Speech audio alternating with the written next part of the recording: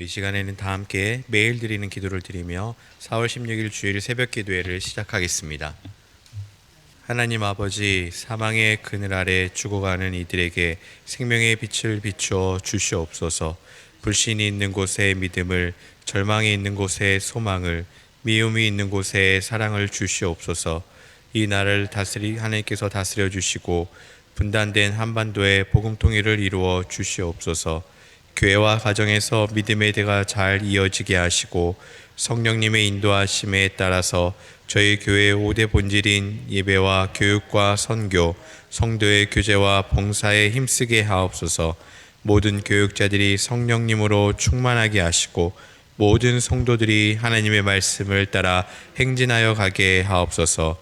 예수님의 이름으로 기도드립니다. 아멘. 이 시간에 다 함께 찬송가 70장 함께 찬송하겠습니다. 찬송가 70장입니다.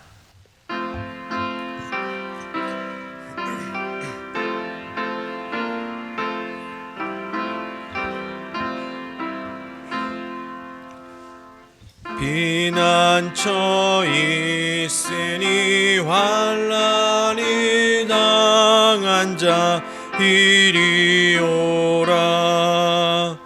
땅들이 변하고 물결이 일어나 산 위에 넘치네 두렵잖네. 이방이 떠들고 나라들 모여서 진동하나. 우리 주 목소리 한 번만 바라면 천하의 모든 것 망하겠네. 만유주 하나님 우리를 도우니 피난처요. 세상의 난리를 그치게 하시니 세상의 창검이 쓸데없네. 높으신 하나님 우리를 구하니 할렐루야. 괴로움이 심하고 환난이 극하나 피난처 되시는 주 하나님. 오늘 하나님께서 저에게 주신 말씀은 구약성경 시편 11편의 말씀입니다. 내가 여호와께 피하였거늘 너희가 내 영혼에게 새같이 내 산으로 도망하라 함은 어찌함인가. 악인이 활을 당기고 화살을 시위에 먹이며 마음이 바른 자를 어두운 데서 쏘려 하는도다. 터가 무너지면 의인이 무엇을 하랴. 여호와께서는 그의 성전에 계시고 여호와의 보좌는 하늘에 있으며 그의 눈이 인생을 통촉하시고 그의 안목이 그들을 감찰하시도다. 여호와는 의인을 감찰하시고 악인과 폭력을 좋아하는 자를 마음에 미워하시도다. 악인에게 그물을 던지시리니 불과 유황과 태우는 바람이 그들의 잔에 소득이 되리로다. 여호와는 의로우사 의로운 일을 좋아하시나니 정직한 자는 그의 얼굴을 배우리로다.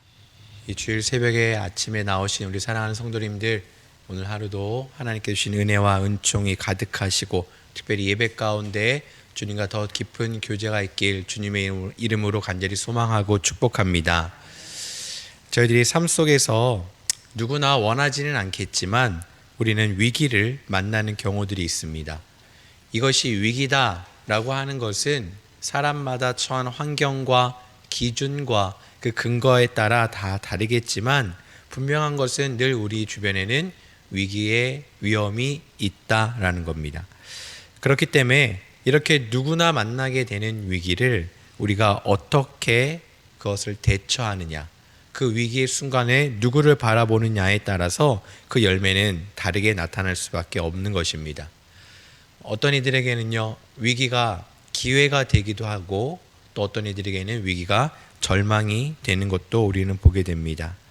그렇다면 이 시대를 살아가는 하나님을 예배하는 성도된 우리들, 우리들은 이 위기를 만날 때 우리의 모습은 어떠해야 하겠습니까?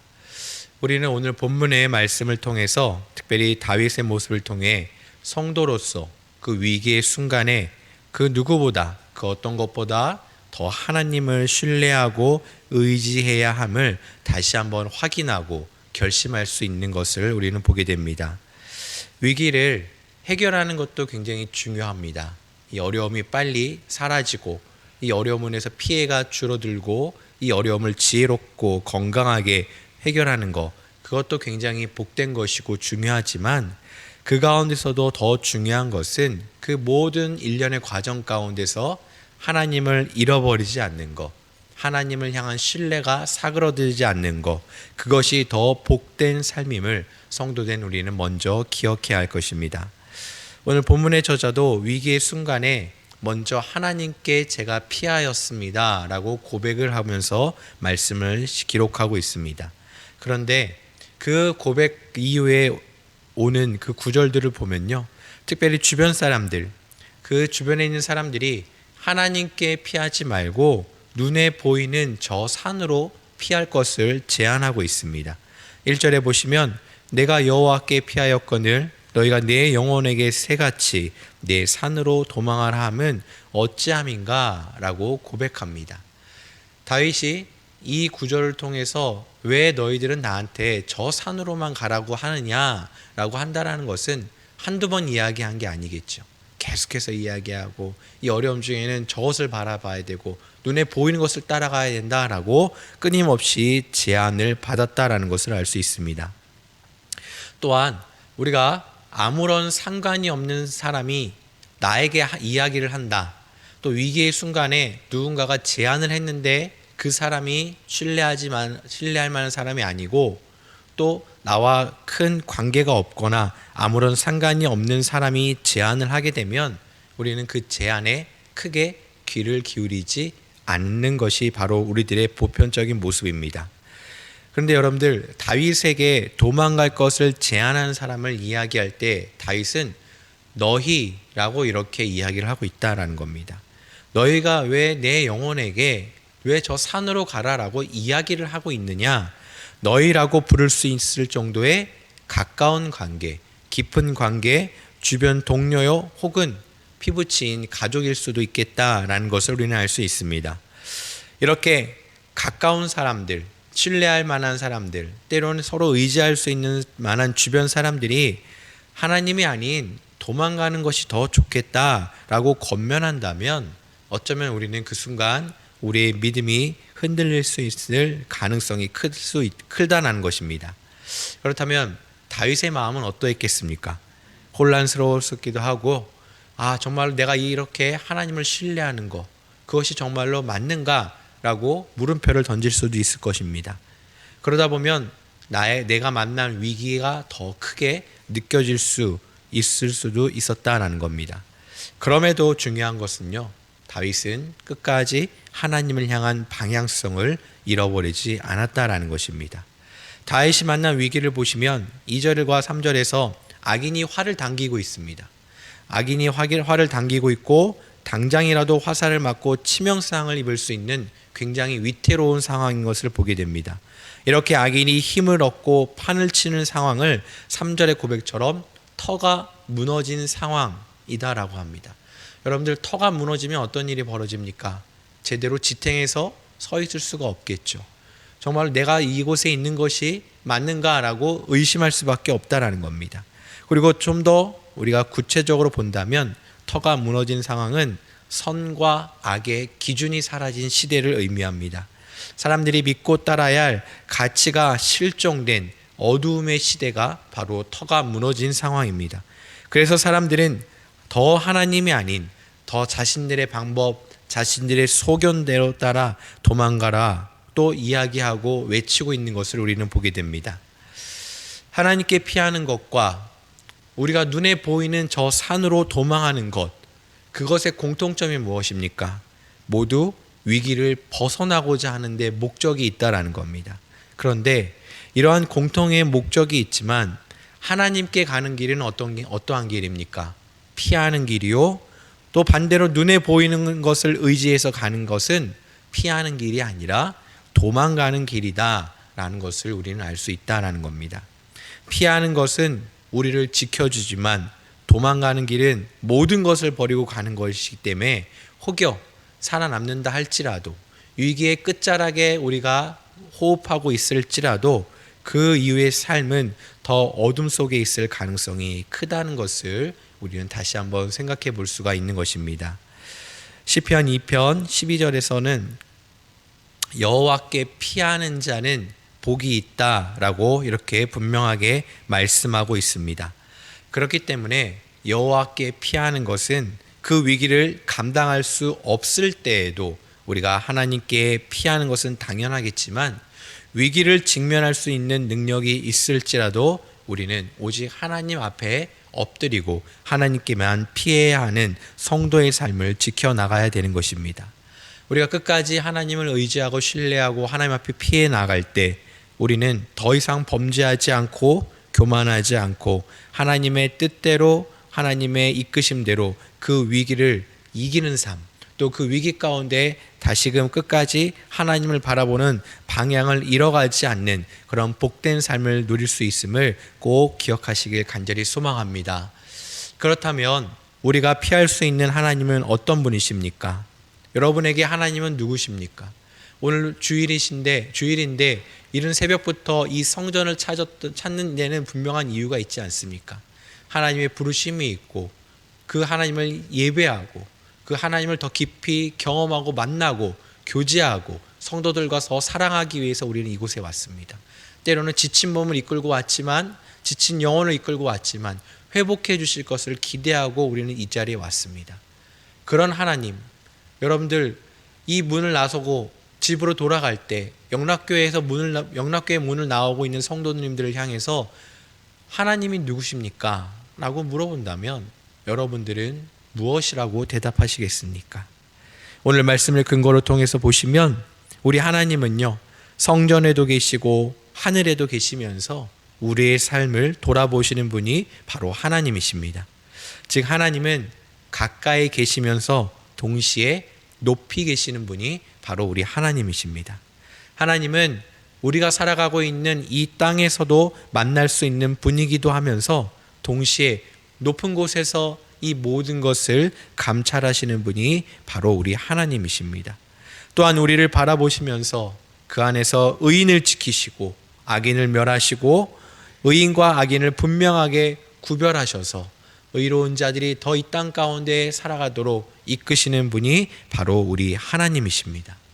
이러한 하나님을 기억하고 바라보는 삶, 그것이 바로 위기 속에서도 살아남을 수 있는 복된 삶이 됨을 다시 한번 기억하시길 바랍니다.